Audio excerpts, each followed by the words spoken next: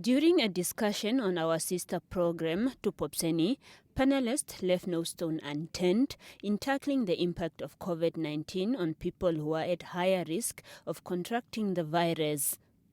A visual impairment, we are more on sense, hearing Absolutely. and smelling and feeling. So if you put something, it's like you've removed another sense. Yeah, you removed another sense, and I might be confused.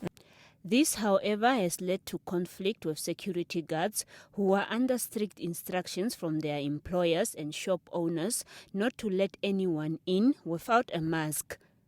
For individuals with chronic health conditions, are advised to stay at home and avoid contacts with others.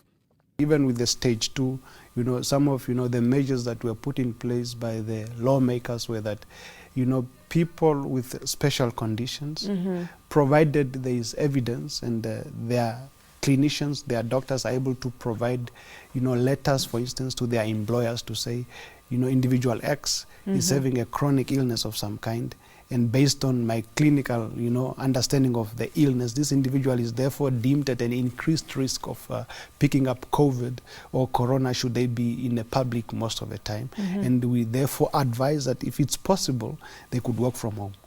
Another challenge is accessing reliable COVID-19 information, particularly for the visually impaired and people with hearing impairments.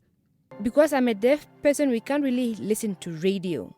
So what happens is that there's a lot of misinformation that we get during this time. Their freedom, they say, has also been taken away. There are certain things I used to do freely, but for now I'm being restricted to do them. There are certain shops that when I go there with a guide, they will prefer for the guide to go in and get what I want for me and leave me behind. I'm not allowed to enter. In many cases, the person might not bring what I want, or sometimes the person I'm working with is just helping me to take me to the shops, but the person does not really know what I want.